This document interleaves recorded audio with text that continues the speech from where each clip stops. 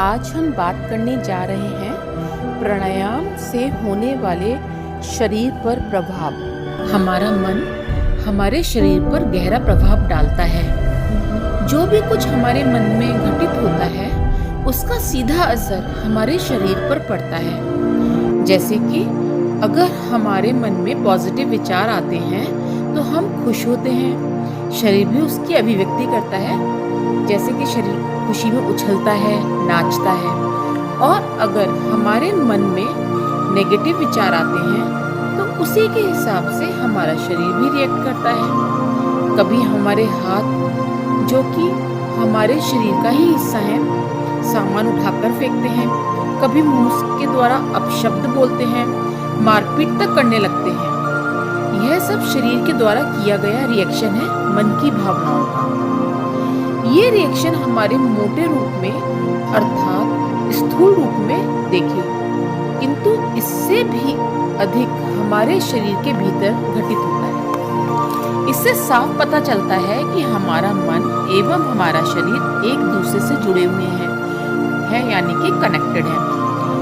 तो अब साफ है कि अगर हमें फिजिकली फिट रहना है, हेल्दी रहना है, तो हमें मेंटली हेल्दी रहना होगा।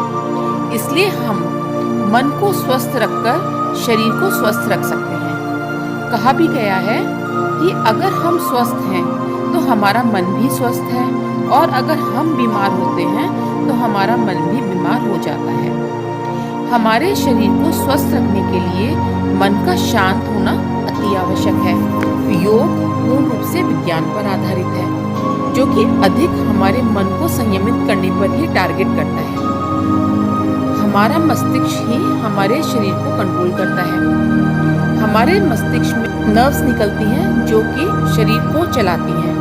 अगर हम केवल अपने शरीर के स्वास्थ्य पर ध्यान देंगे तो हम मेंटली कभी भी हेल्दी नहीं हो सकते, क्योंकि हमारा शरीर हमारे मन को कंट्रोल नहीं करता, बल्कि हमारा मन ही शरीर को कंट्रोल करता है। इसलिए मन को शांत और स्वस्थ रखना योग का प्रथम प्रयास है, और यही सबसे सुंदरतम प्रयास है। अगर हम अपने दैनिक जीवन में देखेंगे तो जानेंगे कि हाइपरटेंशन या हाई बीपी क्या है। विचारों में अधिक उथल-पुथल, मानसिक तनाव से हृदय पर दबाव अधिक आता है। इससे हाई बीपी, यहाँ तक कि लोगों को हार्ट अटैक तक आ जाता है। इसका मतलब कि मन का प्रभाव शरीर पर पड़ा। तनाव अधिक बढ़ने से, या यूं कहें मन की शांति भंग होने से, हमारी प्राणिक ऊर्जा यानी कि प्राणिक शक्ति कमजोर होती है। प्राण का कमजोर पड़ना यानी कि ताज़ा प्राण ना मिल पाना, जिससे शरीर में टॉक्सिन्स बढ़ने लगते हैं। इसको समझते हैं एक बंद पड़े घर के उदाहरण से, जिसको कि बहुत दिनों से नहीं खोला गया, यानी कि उसमें फ्रेश एयर नहीं गई। इसका नतीजा घर में सीलन, बदबू, मकड़ी, मच्छर आदि और बहुत अधिक गंदा घर। और अगर हम उस घर को खोल दें तो सूर्य की गर्मी यानी कि सन एनर्जी या फ्रेश एयर सीलन, बदबू, मच्छर, मकड़ी को खत्म कर देगी। सेम इसी तरह अगर हम रोज प्राणायाम करें खुली हवा में तो शरीर में शुद्ध हवा का प्रवेश होगा, हमारे टॉक्सिन्स रिमूव होंगे, हमारी प्राण शक्ति व इम्यूनिटी बढ़ेगी। तो देखा एक और उदाहरण से आपने अपने शरीर को स्वस्थ रखने का तरीका। अब देखते हैं नेगेटिव विचार हमारे शरीर पर कैसे प्रभाव डालते हैं।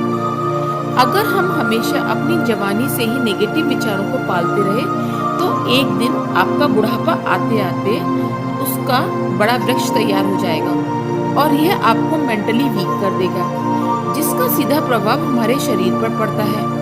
किंतु अगर हम रेगुलर प्राणायाम करते हैं पूरी एकाग्रता के साथ, तो ब्रेन में पहुंची फ्रेश ऑक्सीजन हमारी जीवनी शक्ति को बढ़ा देती है।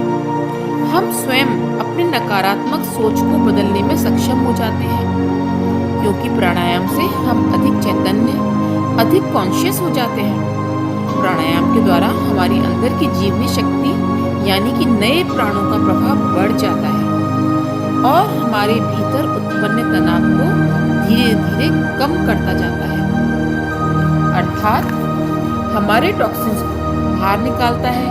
हमारे शरीर के प्रत्येक अंग में प्राण वायु पहुंचकर उस स्थान का तनाव कम कर देती है और उस अंग की फ्लेक्सिबिलिटी को बढ़ा देती है।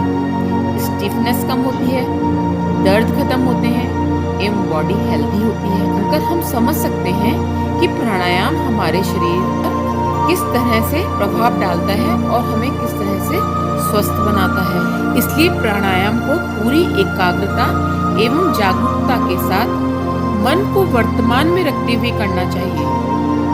अंत में मैं आपसे यही निवेदन करती हूँ कि सभी प्राणायाम को ठीक से समझें व उसको अपने जीवन का हिस्सा बनाएं और फिर देखें अपने एनर्जी लेवल को, अपने स्वास्थ्य को बढ़ता हुआ। और भी बहुत कुछ है प्राणायाम के बारे में बताने के लिए, लेकिन वो सब मैं आपको नेक्स्ट वीडियो में बताऊंगी। हमेशा याद रखें, better body result in better life. और अगर आपको मेरे ये वीडियोस अच्छे लगते हो तो प्लीज इन्हें लाइक, शेयर एंड सब्सक्राइब जरूर करें।